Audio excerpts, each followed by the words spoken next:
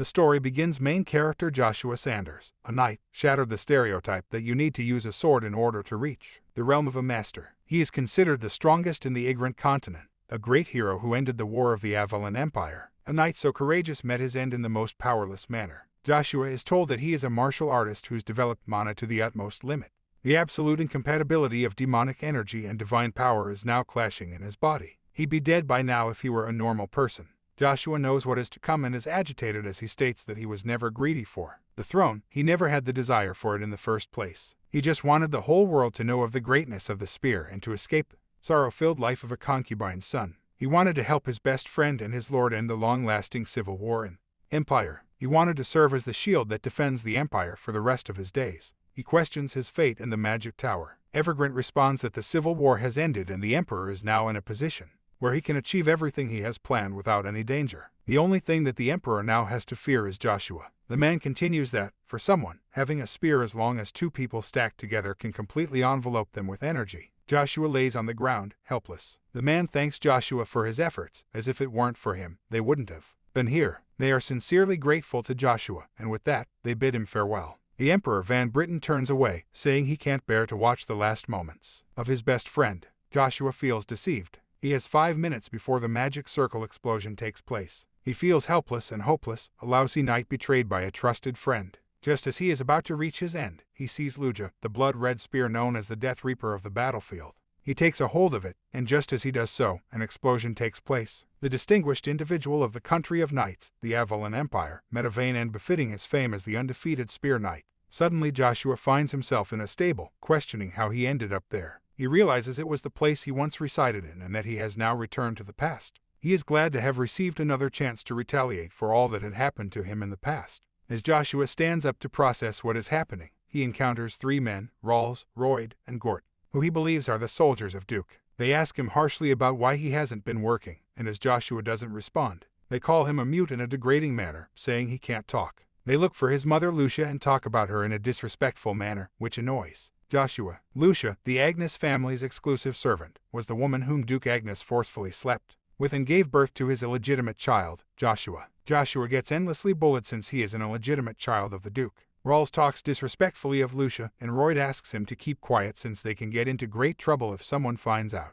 Rawls is confident that they could do anything with Joshua and his mother since Duchess Vanessa has also said that if anything happened, she will handle it and take responsibility for it. They seem disappointed that Lucia isn't around, but they decide to bully Joshua instead. Meanwhile, Joshua manages to regain his energies and is full of wrath as they insult his mother. His training for mana is now different, as he can now reach an optimal state in a short amount of time. It doesn't use or trace the mana in the hall located at the lower abdomen. Instead, it uses the mana scattered in the surrounding mana as it is. His whole body is able to absorb mana. He can now utilize it in an instant. As one of the men approaches to beat Joshua, they are surprised at how Joshua faints while standing still. Joshua has his eyes closed while he tries to gain a handful of mana. He can now easily do things that took him 10 years to learn in his previous life. He musters courage and, with great force, punches the man, making him fall to the ground. The other 2 men are surprised with the way Joshua managed to beat the man, making him unconscious. Joshua senses a sticky and disgusting lump in his lower abdomen, which should apparently be empty. Joshua looks at the other 2 men and thinks how hard it is to fight men who have trained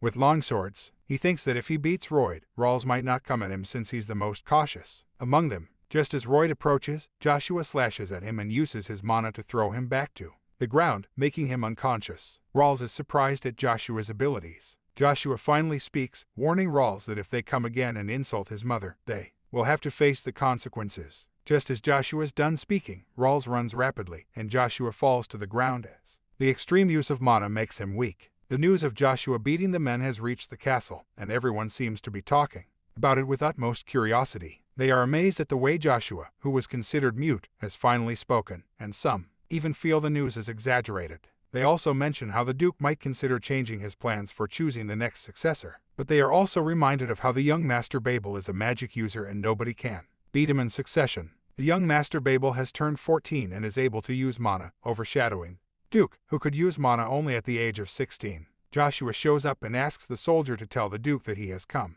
Meanwhile, the Duke has called upon Rawls to inquire about what had happened earlier. Rawls shows the Duke the uniform made of orc leather crumbled and distorted. The Duke can't seem to wrap his head around the fact that a 9 years old can possess and use mana. Chiffon says it's almost impossible in the history of the continent. He believes that Rawls is just making up stories and threatens to get rid of him if he doesn't tell the truth. The Duke says it's about time he met Joshua. The Duke is informed that Joshua has arrived to meet him. While waiting to meet the Duke, Joshua catches a glimpse of a portrait of Van Britten on a wall, which agitates him as he was betrayed by Van, whom he considered his best friend. In his previous life, there is a sense of anger deep within his heart. He is attacked by a young boy, and in no time the Duke, along with Chiffon, arrive. The Duke is angry as to why they were fighting, and the young master says that they were just greeting. Joshua doesn't kneel down to greet the Duke, which annoys Chiffon. The Duke then takes Joshua's wrist to see if he has mana, and just as he does so, he feels a form of energy that he can't seem to understand. The Duke lets go of Joshua's hand and is surprised to find no signs of mana in his body. The Duke is bewildered, as any being alive innately has some magic, but Joshua has none. Chiffon tells the Duke he already knew that Joshua had no mana and was just a mere being. The Duke thinks to himself that there is something in the mana hall that should feel sticky but makes him feel disgusted. Chiffon says that they should not believe baseless rumors coming from the Centurions about Joshua possessing mana at such a young age. The Duke orders Joshua to reside at the castle, which triggers the young master Babel, as he despises Joshua. He orders Chiffon to teach Joshua the basics of being a knight and also to teach him mana training methods. Chiffon says there's no point in training him since he is innately incapable of possessing mana. The Duke says that he has hope in Joshua. Joshua is ushered to his room, and Chiffon is surprised to have received no response from Joshua after being blessed with all the benefits. Joshua lays on the bed thinking of how the Duke mentioned that he has high hopes for him in the upcoming years. Joshua jumps out of his room at night to regain some strength.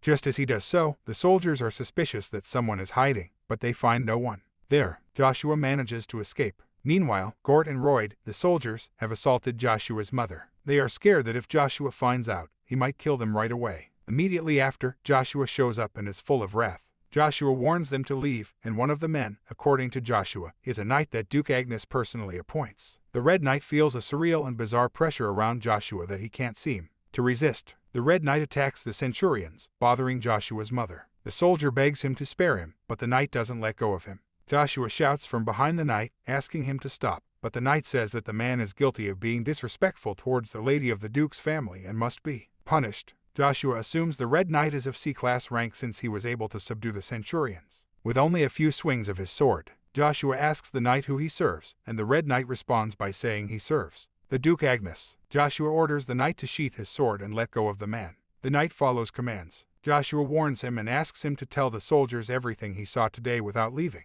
out any details. The Red Knight, out of curiosity, asks Joshua if he really is the Lord. Joshua is triggered and says that he is no longer a shit cleaner or mute. The knight mentions that he will soon be deciding who to serve.